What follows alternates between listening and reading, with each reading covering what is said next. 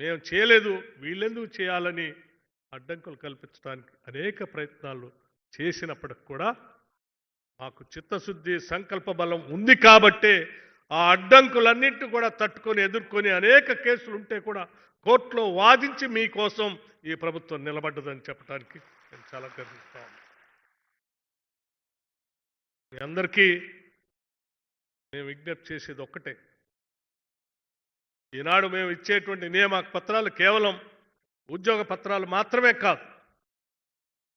ఈ రాష్ట్రంలో ఉన్నటువంటి లక్షలాది మంది తల్లులు ఆ రోజు మా బిడ్డలు చదువుకొని ఎదగాలని, వారి ద్వారా మా కుటుంబం ఈ సమాజం బాగుపడాలని ఏ తల్లులైతే కన్నీళ్లు పడుతూ కన్నీళ్లతో మిమ్మల్ని దీవించి చదువుకోండి బిడ్డ అని హైదరాబాద్కి పంపించారో ఆ కన్న తల్లుల కన్నీళ్లు తుడిచేటువంటి నియామక పత్రాలని ఈ సందర్భంగా మీ అందరికీ నేను చెప్తా ఉన్నాను.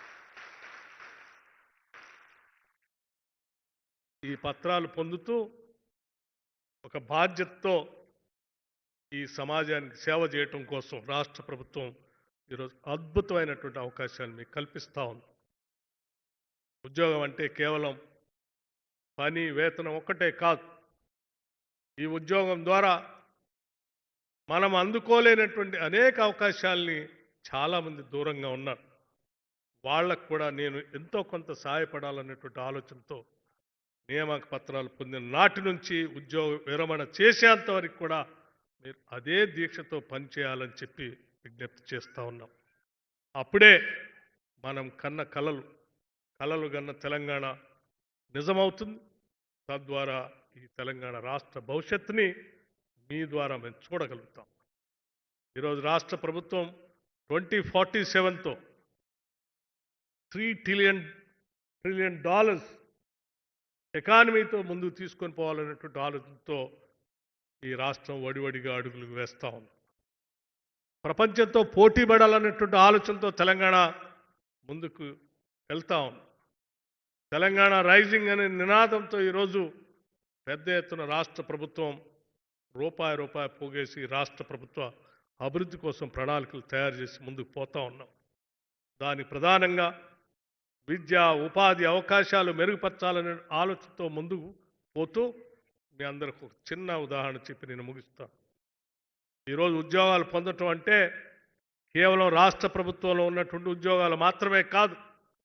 ప్రపంచీకరణ జరుగుతున్నటువంటి ఈ పరిస్థితుల్లో గ్లోబలైజేషన్లో ఉన్నటువంటి కార్పొరేట్ వ్యవస్థల్లో కూడా ఉద్యోగ అవకాశాలు తెలంగాణ బిడ్డలు పొందాలనేటువంటి ఆలోచనతో రాష్ట్ర ప్రభుత్వం దూరదృష్టితో ఆలోచన చేసి అద్భుతమైనటువంటి యంగ్ ఇండియా ఇంటిగ్రేటెడ్ రెసిడెన్షియల్ స్కూల్స్ని పూర్తి స్థాయిలో ఇంగ్లీష్ మీడియంతో కనీసం 25 ఎకరాల ప్రాంగణంలో 200 కోట్ల రూపాయలతో ఇంటర్నేషనల్ స్టాండర్డ్స్తో ఈరోజు యంగ్ ఇండియా ఇంటిగ్రేటెడ్ రెసిడెన్షియల్ స్కూల్స్ని ఈ రాష్ట్రంలో ప్రతి శాసనసభ నియోజకవర్గంలో కనీసం ఒక్కటికి తగ్గకుండా ఉండాలనే ఆలోచనతో ఈ సంవత్సరమే శాంక్షన్ చేసి ముందుకు పోతా ఉన్నాం.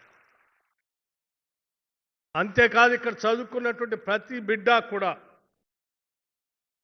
ఈ కార్పొరేట్ వ్యవస్థలో వాళ్ళ పనికొచ్చే విధంగా తయారు కావటం కోసం స్కిల్స్ యూనివర్సిటీ హైదరాబాద్లో బహుశా గతంలో ఎప్పుడు ఆలోచన చేసి ఉండరు. వాళ్ళు ఫ్యూచర్ సిటీలో స్కిల్స్ యూనివర్సిటీ కన్స్ట్రక్షన్ మొదలై ముందుకు పోతాం.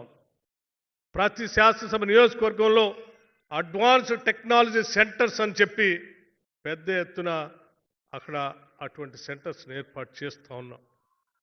ఈ రకంగా ఈ రాష్ట్రంలో ఉన్నటువంటి ప్రతి బిడ్డ బడికి రావాలి.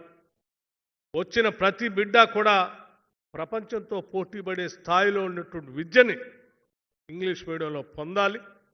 ఆ పొందిన తర్వాత గ్లోబలైజేషన్లో వస్తున్నటువంటి కార్పొరేట్ వ్యవస్థలో వాళ్ళకి పనికొచ్చేటువంటి స్కిల్స్ పొందుతూ చదువుకున్న ప్రతి బిడ్డ ఉద్యోగ నియామక పత్రాలు పొందాలి.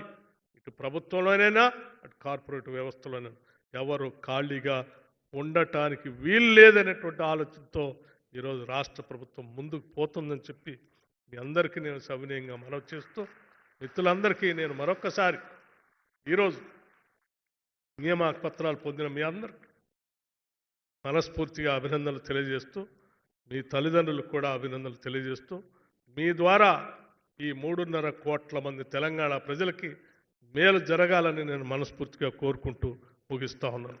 ధన్యవాదాలు.